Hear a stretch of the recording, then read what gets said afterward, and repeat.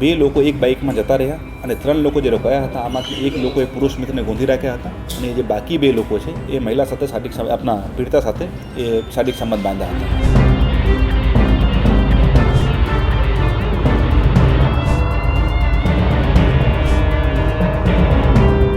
વાત કરીએ રાજ્યના ગૃહમંત્રી એવું કહે છે કે 5 વાગ્યા સુધી નવરાત્રિ ચાલશે, મહિલાઓની સુરક્ષા રહેશે, પોલીસ કટિબદ્ધ છે લોકોની સુરક્ષા કરવા માટે, પણ આવી અવારું જગ્યાએ જો આવા બનાવ બનવા પાડે કોની ચૂક માનો છો? પોલીસનું કામ છે ગુના અટકાવવાનું અને જો ગુના બની જાય તો ગુના ડિટેક્ટ કરાવવાનું અને આ ડ્યુટીમાં ગુજરાત પોલીસ, બરોડા પોલીસ 100% લાગેલી છે.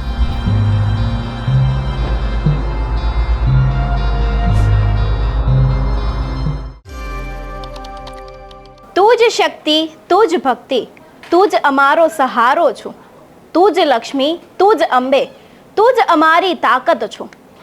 નવરાત્રિના શુભ દિવસે ન રહ્યું તારું સન્માન, બને તો માફ કરજે મને, કારણ કે આ દુનિયા છે હવે હેવાન. ગુનાઓની દુનિયામાં વાત કરવી છે આજે વડોદરામાં થયેલા સામૂહિક દુષ્કર્મ મામલે. આમ તો જસદણ હોય કે પછી દાહોદ હોય કે પછી વડોદરામાં થયેલી બીજી કોઈક દુષ્કર્મની ઘટના હોય, સવાલ એ જ છે કે ન્યાય ક્યારે? જો કે હેવાન તો હેવાન જ રહેવાના છે, કારણ કે ગુજરાતમાં તો કોઈ કડક પગલાં લેવાતા નથી અને આમને આમ દુષ્કર્મના કિસ્સા વધતા જાય છે. ગમે એટલી તપાસ કરો, ગમે તે કરો, પણ અંતે તો સત્તાનું જોર ચાલે છે ને બસ તેમનું કયું જ થાય છે. વાત સંસ્કારી નગરી વડોદરાની કરીએ તો ત્યાં ગરબા રમીને પરત ફરીને એક સગીરા યુવતી પોતાના મિત્રને મળવા ગઈ. ત્યાં અમુક લોકો આવ્યા અને તેના પર દુષ્કર્મ આચર્યું અને ત્યારબાદ યુવતીના પિતાએ ફરિયાદ લખાવી અને સમગ્ર ઘટના બહાર આવી. શું થયા મોટા ખુલાસા અને પોલીસ તપાસમાં શું બહાર આવ્યું અને આ ઘટના કેવી રીતે બની, જોઈએ આજના ક્રાઇમ એપિસોડમાં. નમસ્કાર, હું હંસિની અને તમે જોઈ રહ્યા છો નિર્ભય ન્યૂઝ. ગુજરાતમાં એક બાદ એક દુષ્કર્મની ઘટનાઓ સામે આવી રહી છે. છેલ્લા કેટલાય સમયથી ગુજરાતમાં જસદણ દુષ્કર્મ કેસ અને દાહોદ કેસ તો ચર્ચાનો વિષય બન્યો જ છે. પરંતુ આ 2 જ દુષ્કર્મની ઘટનાઓ નથી.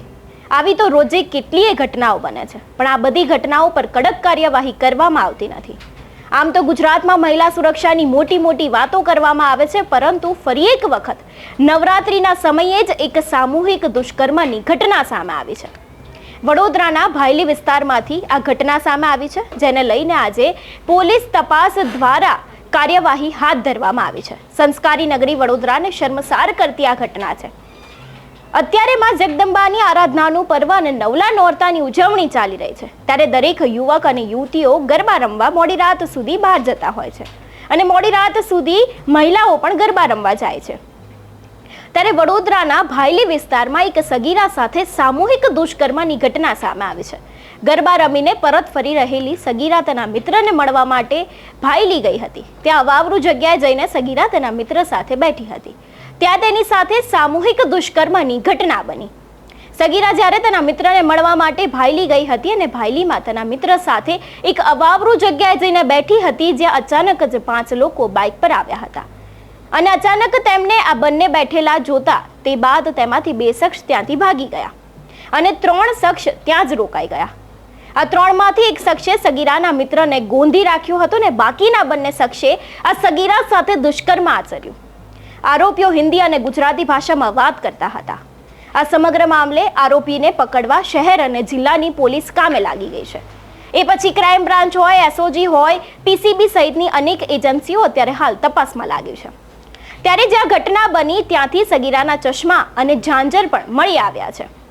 તેના પરથી યુવતી સાથે દુષ્કર્મ કોણે અને કેવી રીતે થયું તેની તપાસ હાથ ધરવામાં આવી હતી અને હજી તો તપાસ ચાલુ છે ને અનેક મોટા ખુલાસા થાય તેવી શક્યતાઓ પણ છે. ગુજરાતમાં આમ તો આપણે મહિલા સુરક્ષાની મોટી વાતો કરતા હોઈએ છીએ, પરંતુ હવે ગુજરાતમાં મહિલાઓ ક્યાં સુરક્ષિત છે તે પણ એક સવાલ છે. કન્યા છાત્રાલય હોય કે પછી શાળા કે પોતાનું ઘર કે પછી જાહેર સ્થળો પર કોઈ જ જગ્યાએ ગુજરાતમાં દીકરીઓ સુરક્ષિત નથી. સરકાર કોઈ દુષ્કર્મના આરોપીને એવી સજા કરતી જ નથી કે બીજી વાર કોઈ પણ વ્યક્તિ આ પ્રકારનો વિચાર લાવતા પહેલા પણ થરથર કંપી ઉઠે. ત્યારે જોવાનું એ જ રહ્યું કે દુષ્કર્મ પીડિતાને ન્યાય મળશે કે પછી આ કેસને પણ માળીએ ચઢાવી દેવામાં આવશે. ત્યારે આની પહેલા પણ અનેક વખત સુરક્ષા માટે સવાલો ઊભા થયા છે. ત્યારે હવેના વધતા જતા દુષ્કર્મના કિસ્સાઓએ દીકરીઓની સુરક્ષા ઉપર સવાલ ઊભા કર્યા છે. હેવાન વૃત્તિ કોઈકની અને ભોગ બને છે કોઈક માસૂમ દીકરી.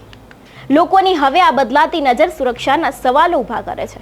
કોઈકની દીકરીને અડતા અને કોઈકની દીકરી સાથે દુષ્કર્મ કરતા આ હેવાનોને કંઈ થતું નહીં હોય?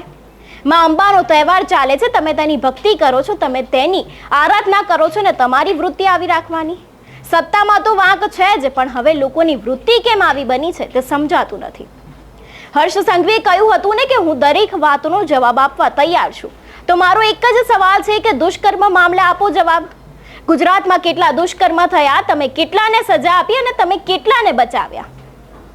આવા અનેક દુષ્કર્મ બનતા હશે, અનેક જગ્યાએ બનતા હશે, પરંતુ સજા શું? કંઈ જ નહીં થાય છે અને કરીએ છીએ. હર્ષ સંઘવી સાહેબ, જ્યાં સુધી દુષ્કર્મમાં તમે ન્યાય ન અપાવો ને ત્યાં સુધી તમને આંખ ઊંચી કરીને જીવવાનો પણ અધિકાર નથી. મારો સવાલ એક એ જ છે કે જાગતા ગુજરાતમાં દીકરીઓની સુરક્ષાનું શું? પહેલા મને ગર્વ હતો કે ગુજરાતની દીકરીઓ ખૂબ જ સુરક્ષિત છે, ત્યારે હવે મને શરમ આવે છે કે ગુજરાતમાં જે દુષ્કર્મની ઘટનાઓ સામે આવી છે ને તેના ઉપરથી મારું પણ માથું હવે નીચે પડી ગયું છે.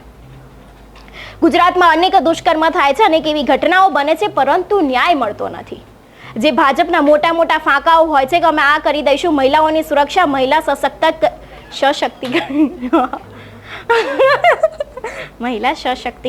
ઓકે, મહિલા સશક્તિકરણના કાર્યક્રમો તેમની હદ સુધી જ રહ્યા છે. ખરેખર જ્યાં તમારે શક્તિ કરવાની છે, જ્યાં તમારે સુરક્ષા કરવાની છે, ત્યાં તમારું કંઈ જ ચાલતું નથી. ત્યારે આ વિષય પર પોલીસ શું કહી રહ્યા છે તે સાંભળીએ.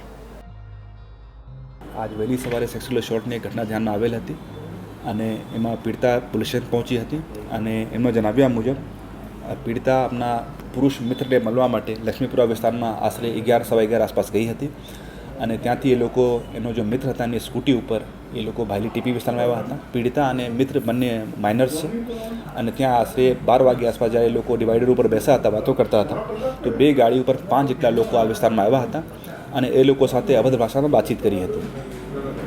જ્યારે એ લોકો પ્રતિકાર કરતા 2 લોકો એક બાઇકમાં જતા રહ્યા અને 3 લોકો જે રોકાયા હતા, આમાંથી એક લોકોએ પુરુષ મિત્રને ગોંધી રાખ્યા હતા અને જે બાકી 2 લોકો છે એ મહિલા સાથે આપના પીડિતા સાથે એ શારીરિક સંબંધ બાંધ્યા હતા અને આશરે 12:45 1 વાગ્યા સુધી એ લોકો વિસ્તારમાંથી વહી ગયા હતા.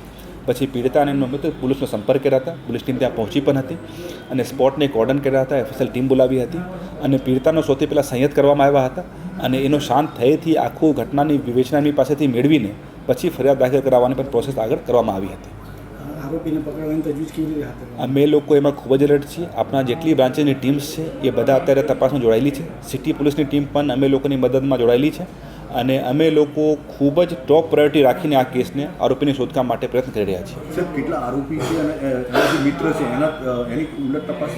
મેં આપને જો વાત કરી, ટોટલ 5 લોકો હતા, જેમાં 2નો તો બહુ માઇનર રોલ છે. એ લોકો 2-5 મિનિટ પછી નીકળી ગયા હતા, બટ 3 લોકો જે રોકાયા હતા એમની પણ શારીરિક બાંધ બાબતમાં, વાતચીત બાબતમાં ઘણી બધી ક્લૂઝ અમે લોકોને મળી ગયા છે અને આધારે અમે લોકો એમને શોધવા માટે પ્રયત્ન કરી રહ્યા છીએ. સર, ખાસ કરીને વાત કરીએ, રાજ્યના ગૃહમંત્રી એવું કહે છે કે 5 વાગ્યા સુધી નવરાત્રિ ચાલશે, મહિલાઓની સુરક્ષા રહેશે, પોલીસ કટિબદ્ધ છે લોકોની સુરક્ષા કરવા માટે, પણ આવી અવારું જગ્યાએ જો આવા બનાવ આવે, કોની ચૂક માનો છો?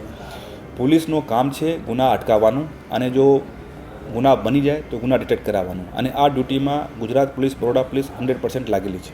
પેટ્રોલિંગનો અહીંયા અભાવ હતો એવી વાત છે.